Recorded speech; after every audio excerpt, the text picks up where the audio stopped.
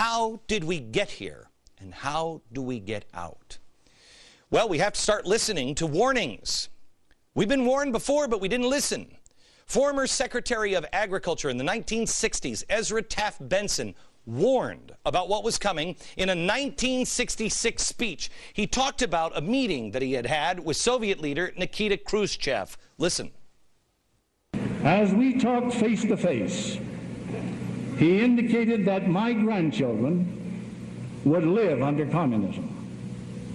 After assuring him that I expected to do all in my power to assure that his and all other grandchildren will live under freedom, he arrogantly declared in substance, "You Americans are so gullible.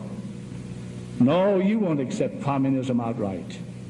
But we'll keep feeding you small doses of socialism until you finally wake up and find you already have communism. We won't have to fight you. We'll so weaken your economy until you fall like overripe fruit into our hands." I had dinner about 6-8 months ago with Mike Benson, that man's grandson. It is possible. It is possible. This man knew firsthand what was happening. And documents now show that FDR had used the Department of Agriculture as his own communist recruiting station. Documents. Henry Wallace was the secretary. This man, he was a progressive. He was supported by the Communist Party USA. He never denounced any communist support he ever received. Why would he? FDR and Wallace decided they needed to help the poor farmers who were in dire financial crisis. Their idea, well, it usually goes this way with communists, artificially raise prices. They ended up slaughtering 6 million pigs. They plowed up cotton fields and destroyed crops all over the country. This all in the middle of the worst depression we had ever had. Is it any wonder why socialism and communism ends up with people starving to death? Oh, by the way, in an unrelated note, Hugo Chavez is seizing control of the food now in Venezuela. There are now 80,000 tons of rotting food in warehouses. But pay no attention to that, because communism is cool. Have you seen my new purse? This is why we need to know history, or else we're doomed to repeat it. So tonight I want to show you a little bit of our history. I want to show you this timeline here. This is just a scratching of the surface of what has happened in our own country with communism. First, we have to start in 1848 with Marx and Engels when they come up with the idea of Marxism. Oh, it's a great idea. It leads to the Marxist International Working Men's Association. This happened in London.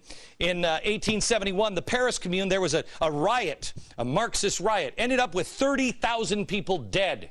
In 1870, of course, the people in California say, we got to have one of them working unions for us. And so we went on. We talked a little bit about what happened last night in this area, but I want to bring you up to here. Our beloved Woodrow Wilson, that most children, and probably you until you started watching the show, knew nothing about this evil SOB. Sorry, I hate that guy. Russian Revolution in 1917. Here we have the beginnings of the Communist Working Party, Workers' Parties of America, Workers of the World Unite. Look for that slogan. It's everywhere now. In fact, Andy Stern's favorite slogan, Workers of the World Unite. What do you think he's talking about? Is it a coincidence? 1929, they changed their name to the Communist Party USA, which it is today. Now here's where we get interesting. In 1935, the communists joined the union movement. They'd all been about the workers, but this is when they really started to infiltrate. They started to go in because of FDR. I'm going to just show you a couple of highlights. We'll go over more of these later. Remember this name, Martin Dees. Remember that name. Here you have the KGB compiling the Venona Papers. Venona Papers, this was a translation of what was really going on. This was a secret spying. What was happening? KGB compiled this between 1943 and 1948. Here you see Stalin with Churchill and FDR. This is an interesting time. This is during the McCarthy era from 1950 to 1960. Mao died. Mao takes power. Stalin dies. And this man, Penn. is blacklisted. 1953, Penn, Hollywood Penn. Oh, I know his son, way down over here, Sean Penn. Interesting. We'll get back down there in just a second. Now you have the discrediting of Joseph McCarthy. The question is, was Joseph McCarthy right? Was he right? You'll probably begin to decide that by the end of the war. Here you have, or the end of the show, here you have the Vietnam era now. You have Obama's parents meeting. Now remember, he was a communist. She was a communist. She went to the Little Red School, the Little Red Schoolhouse. Her parents went to the Little Red Church. But remember the time period that we're talking about. We're talking at the height of the Cold War. That's when William Ayres is into Marxism. That's when all of the people who are ruling now are into Marxism. Marxism wasn't cool then. Marxism isn't like it is now. If you were a Marxist then, you were a Soviet sympathizer. You were a traitor to our country. You've got to put that into perspective.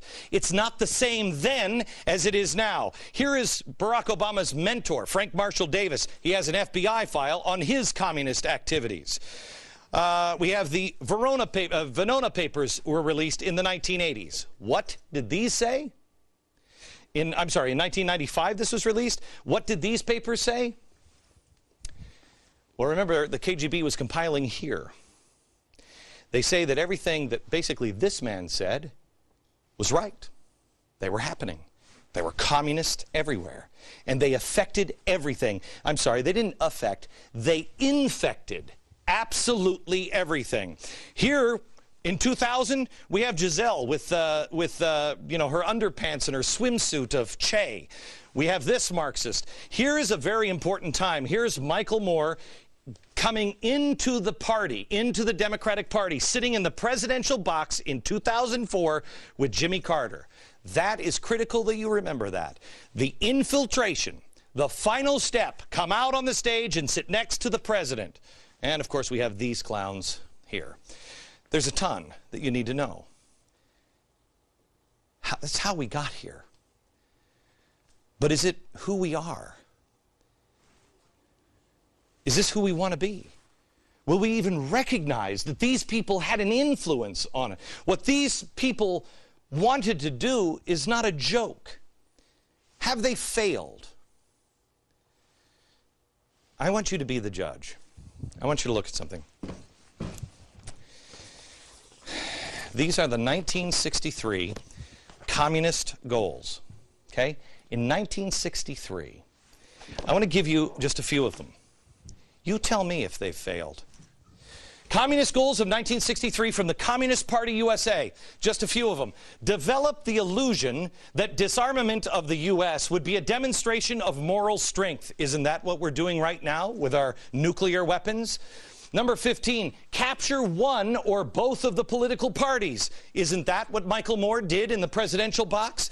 Get control of the schools and use them as transition belts for socialism and communist propaganda.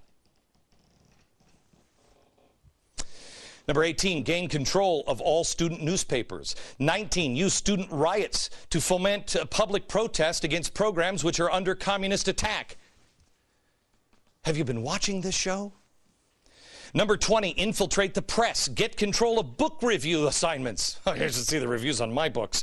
Editorial writing, policy-making decisions. 21, gain control of key positions in radio, TV, and movies. 27, infiltrate the churches and replace revealed religion with social religion. 1963 communist goals.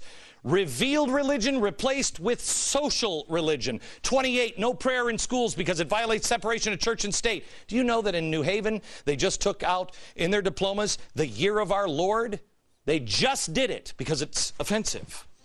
29, discredit the Constitution by calling it inadequate, old-fashioned, a hindrance to cooperation between nations on a worldwide basis. That's about to happen, that last part.